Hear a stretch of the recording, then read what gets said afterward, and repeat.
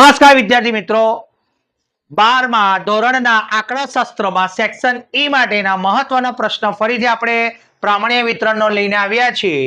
1000 કર્મચારીઓના એક સમૂહનું માસિક વેતનનું વિતરણ મધ્યક ₹15,000 અને પ્રમાણિત વિચલન ₹4,000 છે.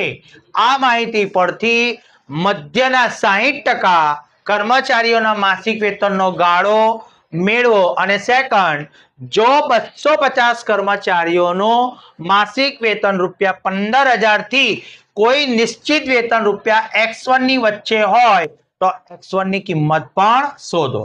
સૌપ્રથમ આપણને દાખલામાં જે માહિતી આપેલી છે એને જરાક દર્શાવી દઈશું. તો અહીં ભાઈ કુલ કર્મચારીઓની સંખ્યા કેટલી છે? 1000, એટલે કેપિટલ N બરાબર 1000. ચલો, મધ્યક મ્યુ બરાબર કેટલા છે? ₹15,000. પછી પ્રમાણિત વિચલન એટલે કે સિગ્મા કેટલા આપ્યા છે? ₹4,000. હવે આપણને જે પહેલું શોધવાનું કીધું છે એના માટે આપણે ધારણા કરવી પડશે. ધારો કે 60%, કેટલા ટકા? 60% કર્મચારીઓના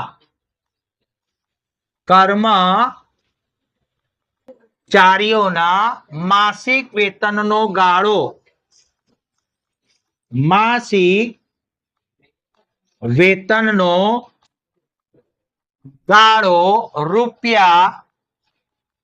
₹X1 થી ₹X2 વચ્ચેનો છે. ચલો, હવે આના પરથી આપણે સૌપ્રથમ આકૃતિ દર્શાવી દઈએ. મધ્યના 60% કે એટલે 60% ના આપણે બે સરખા ભાગ પાડીએ તો એક ભાગ ડાબી બાજુ જશે અને એક ભાગ કઈ બાજુ જશે? જમણી બાજુ. ચલો, અહીંયા આવશે માઇનસ ઇન્ફિનિટી, વચ્ચે લખીશું z = 0 અને જમણી બાજુ લખીશું પ્લસ ઇન્ફિનિટી. મધ્યના 60% એટલે 30% ભાગ ડાબી બાજુ આવશે અને 30% ભાગ જમણી બાજુ આવશે. તો આ આખો જે ભાગ છે તે કેટલા ટકા કહેવાશે? 60%. 60% એટલે એને આપણે કહી શકીએ 0.6000. તો આ ભાગ કેટલો થશે? 0.000 અને આ ભાગ પણ કેટલો થશે? 0.3000. પણ આ આવ્યા કેવી રીતે એ આપણે શોધીશું. અહીંયા આપણે Z1 દર્શાવીએ, અહીંયા આપણે Z2 દર્શાવીએ. તો તમે જોઈ શકો છો મધ્યના બે ભાગ સરખા પડે છે. તો Z1 થી 0 નું ક્ષેત્રફળ અને 0 થી Z2 નું ક્ષેત્રફળ હોય તો આપણને કયું ક્ષેત્રફળ આપણને પ્રાપ્ત થાય? Z1 થી Z2. તો આને આ રીતે દર્શાવી શકાય. P of Z1 ≤ Z ≤ Z2 equal to ક્યાંથી ક્યાં જવાનું છે? Z1 થી 0. તો P of Z1 ≤ Z ≤ 0 plus 0 થી ક્યાં જઈશું? Z2. P of 0 ≤ Z ≤ Z2. હવે તમને બધાને જ ખબર છે કે ભાઈ મધ્યના 60% એટલે 30% ભાગ ડાબી બાજુ અને 30% ભાગ જમણી બાજુ ગયો તો આ ભાગ અને આ ભાગ કેવા કહેવાય? સરખા કહેવાય સરખા. હા, તો તમે આની જગ્યા પર આ અથવા તો આની જગ્યા પર આ લખી શકો, આ લખી શકો. તો આપણે એક વસ્તુ કરીએ કે ભાઈ આપણે Z1 ને Z2 માં કન્વર્ટ કરીએ તો આ બંને ભાગ કેવા કહેવાય? સરખા કહેવાય. તો આની જગ્યા પર આપણે આ દર્શાવી શકીએ. તો અહીંયા આપણે દર્શાવીશું P of, આ કેટલા પરસેન્ટેજ આપણને આપેલું છે? 0.6000 બરાબર P of 0 ≤ Z ≤ Z2 plus આ પદ બેઠું લખાશે P of 0 ≤ Z ≤ Z2. હમણાં જ મેં તમને કીધું કે ભાઈ મધ્યના 60% છે એટલે Z1 અને Z2 કેવા થાય? ઇક્વલ થાય. એટલે તમે અહીંયા Z1 ની જગ્યા પર Z2 દર્શાવી શકો છો. ચલો, આ Z1 1 ટાઈમ અને આ Z2 1 time. 1 time plus 1 time કેટલા ટાઈમ થઈ જશે? 2 ટાઈમ. માટે 0.6000 equal to 2 P of 0 ≤ Z ≤ Z2. હવે આ 2 ડિવાઇડ માં ચાલ્યા જશે તો 0.6000 divide 2 is equal to P of 0 ≤ Z ≤ Z2. ચલો, ડિવાઈડ કરો કેટલો જવાબ આવશે 3000 એટલે કે 0.3000 equal to P of 0 less than equal to Z less than equal to Z2.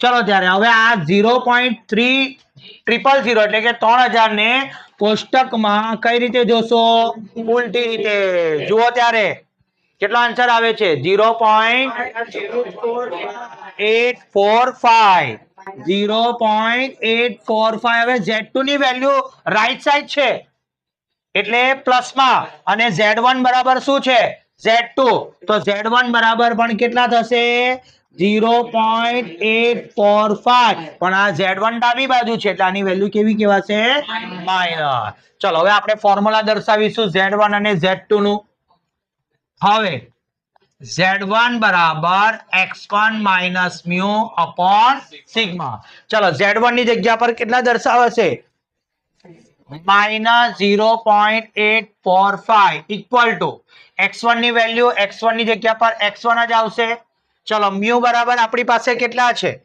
15000 અને સિગ્મા બરાબર આપણી પાસે કેટલા છે 4000 ચલો 4000 ને તમે ક્યાં લઈ જશો ગુણાકાર તો minus 0.845 multiply 4000 equal to x1 minus 15000 ચલો મલ્ટીપ્લાય કરો કેટલો આન્સર આવે છે 3380 પણ કેવા આવશે માઇનસ આવશે ને 3380 15000 ને આપણે આ સાઈડ લઈ આવીશું તો એ પ્લસ થઈ જશે ચલો ત્યારે x1 ની વેલ્યુ બોલો પ્લસ માઇનસ માઇનસ 15000 માંથી 3380 બાદ કરો કેટલો આન્સર આવે છે 11620 રૂપિયા ચલો આ આપણને કોની વેલ્યુ મળી x1 ની વેલ્યુ મળી હવે આપણે x2 ની વેલ્યુ મેળવીશું એના માટે ફરીથી Z2 નું ફોર્મ્યુલા લખીશું Z2 બરાબર x2 minus mu upon sigma ચલો Z2 ની જગ્યા પર કેટલા દર્શાવશે 0.845 equal to x2 minus mu ની જગ્યા પર કેટલા 15000 અને સિગ્મા ની જગ્યા પર 4000 ફરી આની સાથે મલ્ટીપ્લાય માં જશે 0.845 multiply 4000 equal to x2 minus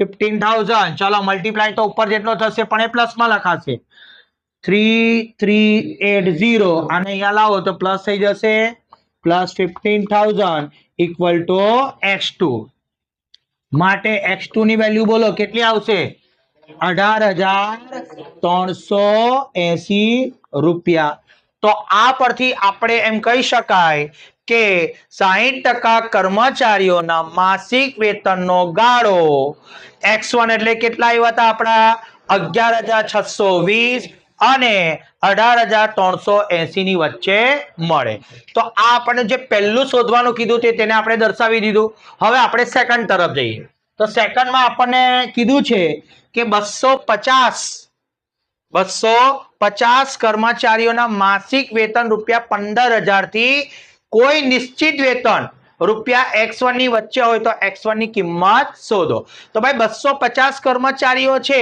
તે કેટલા કર્મચારીઓમાંથી છે 1000 કર્મચારી તો એને આપણે આ રીતે દર્શાવી શકાય તો ભાઈ P of x1 less than equal to x less than equal to x2 આને આપણે z માં કન્વર્ટ કરીએ તો P of z1 less than equal to z less than equal to z2 બરાબર ભાઈ 250 ના નીચે કેટલા લખાશે 1000 એટલે કેટલા આવશે 0.25 હવે આપણને x1 માટેની વેલ્યુ ગાળો કીધો છે કેટલા કીધા છે 15000 તો એના પરથી આ રીતે આપણે દર્શાવી શકાય કે ભાઈ z1 બરાબર x1 minus mu upon sigma ચલો તો ભાઈ અહીંયા આપણે 15000 દર્શાવી એમાં મ્યુ કેટલા છે 15000 અને સિગ્મા કેટલા છે 4000 ભાઈ 15000 માંથી 15000 જાય તો કેટલા આવે 0 ભાગ્યા 4000 કરીએ તો કેટલો આન્સર આવશે 0 એટલે 0 થી આપણે ક્યાં સુધી જવાનું છે